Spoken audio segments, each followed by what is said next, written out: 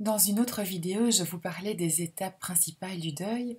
Ici, je vais m'attacher davantage à vous expliquer les pensées qui nous traversent pendant ces étapes.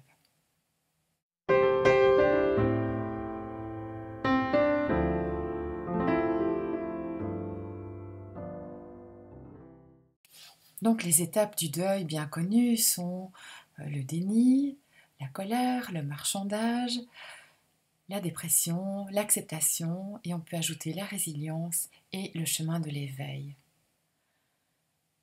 Alors tout au long de ce processus de deuil, nous sommes traversés par des pensées qui résultent de certaines croyances que nous avons, notamment par exemple que quand quelqu'un meurt, quand quelqu'un qu'on aime n'est plus là, c'est normal d'être triste, c'est normal de ne pas aller bien et on a tendance à cultiver des pensées de cet ordre-là.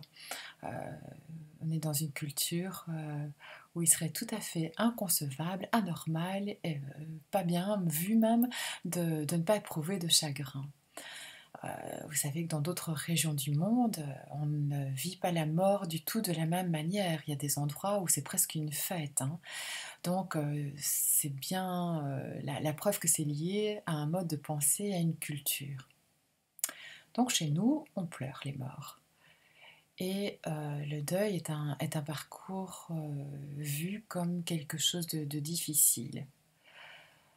Alors, je ne suis pas du tout en train de porter des jugements là-dessus sur le fait que c'est bien, pas bien, c'est pas du tout la question. La question, c'est de savoir quels sont les processus qui se mettent en place. Et ces processus liés donc à nos pensées de chagrin, nos pensées de peine, de culpabilité, à toutes ces émotions fortes que l'on peut traverser, eh bien, on va avoir une manière de les accueillir et de les vivre qui peut être tout à fait différente aussi d'une personne à l'autre.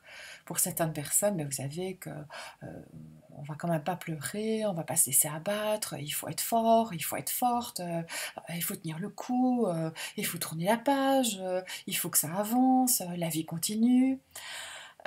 D'autres auront plutôt tendance à prendre le temps de se poser, de s'accorder du temps pour verser toutes les larmes qu'ils ont à verser.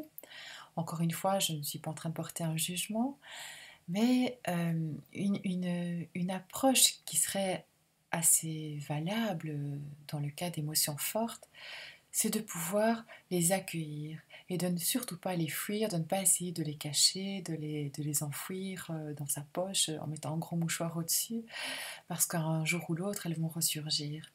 Donc, la première étape serait de constater ce qui nous fait mal,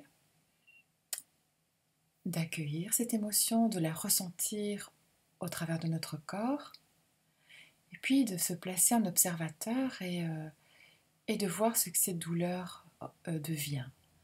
Et bien souvent, quand on se place en observateur de soi-même, on observe que la douleur va se dissoudre et va s'en aller. Ça, c'est un processus de travail émotionnel que l'on peut faire. Et puis, on peut encore aller au-delà de cela et voir d'où viennent ces pensées. Est-ce qu'elles sont créées par notre petit moi, par nos croyances, par des valeurs apprises, inculquées? Et si c'est le cas, est-ce qu'on peut faire autrement, penser autrement, agir autrement? Alors là, il y a tout un processus aussi de libération de ces pensées, de ces croyances, qui peut se faire plus ou moins de la même manière que ces émotions ressenties dans le corps.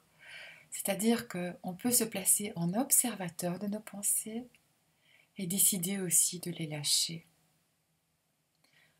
On peut visualiser une flamme, on peut visualiser la mer, peu importe, quelque chose qui nous aide à dissoudre le mal-être physique, à dissoudre le mal-être psychique, à dissoudre nos pensées, à dissoudre ce qui nous fait mal, à dissoudre toute forme de pensée. Ça, c'est une baguette magique et je vous assure que ça marche. Merci.